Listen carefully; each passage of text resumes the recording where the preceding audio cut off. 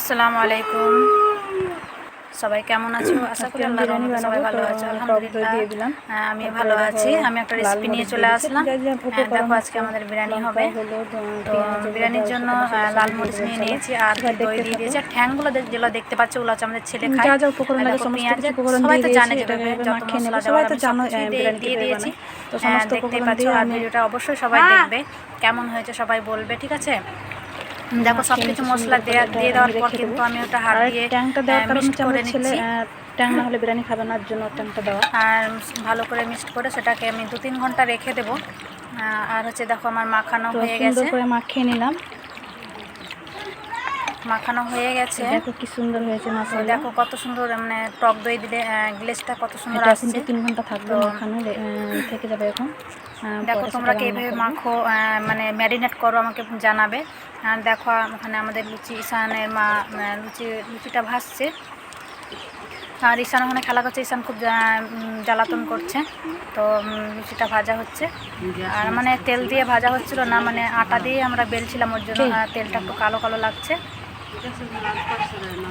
তো এইভাবে লুচিগুলো ভেজে নিলাম। তারপরে তখন লুচিটা মানে কেমন লালচে লালচে হয়ে যাচ্ছিল, ওর জন্য পরে একটু ঠান্ডা করে তেলটাকে আবার ছেঁকে নিয়েছিলাম। তো ঈশান কম্পিউটার দেখছে আর ঈশানকে মানে আমি লুচিটা দিয়ে দিয়েছি। ঈশান খাচ্ছে ডাল আর লুচি খাচ্ছে। আর বারে বারে মানে কম্পিউটারটা দেখা যাচ্ছে কিনা সেটা নিয়ে মানে ও ঈশানের মা এখানে সব কিছু কাটছে, আলুগুলো ছিলে রাখছে।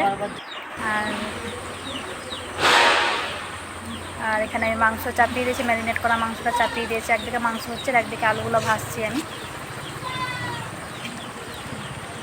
তো সবাই দেখো ভিডিওটা, সবাই দেখো এবং কেমন হয়েছে অবশ্যই কমেন্ট করে জানাবে, ঠিক আছে? কমেন্ট করতে কেউ ভুলবে না কিন্তু, আমার ভাই ও বোনেরা যারা দেখবে আমার এই ভিডিওটা সবাই কিন্তু কমেন্ট করবে। তো এটা হচ্ছে পোলাও রান্না করেছিলাম, তখন আমার মানে হয়নি। আর দেখো ঈশানের বড় খালা, ঈশানের ছোটো মেজো খালা আর ঈশানের বড় চলে এসেছে। বড় সবাই চলে এসেছে। এটাকে মাসুম, আমাদের ছোটো মাসুম। আর এটাকে টুকু ছোটো মেজো খালা ঈশানের। আর যে বাসনগুলো মেজে রেখে দিয়েছি এখানে, অনেকগুলো বাসন হয়েছিল, বাসনগুলো সব মেজে রেখে দিয়েছে। আর মাসুম খেলা করছে, মাসুম এসে কান্না করছে। ওর আব্বাকে না দেখলে খুবই কান্না করে মাসুম। তো মাসুম নামটা কেমন একটু কমেন্ট করে জানাবে, ঠিক আছে? আর ওটা হচ্ছে টুকু, আমাদের ঈশানের মেজো খালা। আর ঈশানের মাসুমের কাকু এসেছিল। আর দেখো বিরিয়ানিটা হয়ে যাওয়ার পরে বৃষ্টি আসবে এই জন্য মেঘ করছিলো, এই জন্য চালাতে নিয়ে চলে এসেছি। আর মানে সাজানো হয়ে গেছে।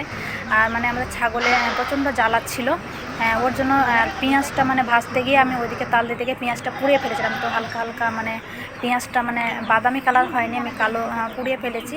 তো তোমাদের ভাইয়া যদি থাকতো সে বিরিয়ানিটা খুব সুন্দর করতো, কিন্তু ও সুন্দর করে বিরিয়ানি। আর ও রান্নাগুলো খুব ভালো। তো আমি যতটা পেরেছি করলাম বিরিয়ানি। আর পোলাও করেছিলাম। পোলাওয়ের ভিডিওটা মানে তোলা হয়নি, কারণ আমার ক্যামেরাটা খারাপ হয়ে গেছে। এটা হচ্ছে ঈশানের খালার ওখান থেকে তুলে নিয়েছিলাম, ওর মোবাইল থেকে। আমি হোয়াটসঅ্যাপে ওটা নিয়ে নিয়েছি। তো দেখো পেঁয়াজটা একদম কালো কালো হয়ে গেছে। তো বেশ ভালোই হয়েছিল খেতে। তো দেখো, তো ঠিকভাবে মানে ভিডিওটা দেওয়া হয়নি, কারণ মানে হচ্ছে আমার ক্যামেরাটা খারাপ হয়ে গেছে। যতটা পেরেছি আমি নিয়েছি। তো আমাকে এইভাবে তোমরা সবাই সাপোর্ট করবে। তোমাদের সাপোর্ট আমার বড় সাপোর্ট। তোমরা যদি সাপোর্ট না করো আমি কখনোই এগিয়ে যেতে পারবো না। তো এইভাবে আমি ভাতটাকে সাজিয়ে নিয়েছি অল্প অল্প করে।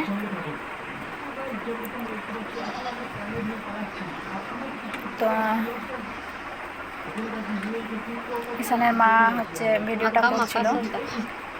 তো ঈশানের মা কিছুটা আমার মুখটা দেখিয়ে দিয়েছে।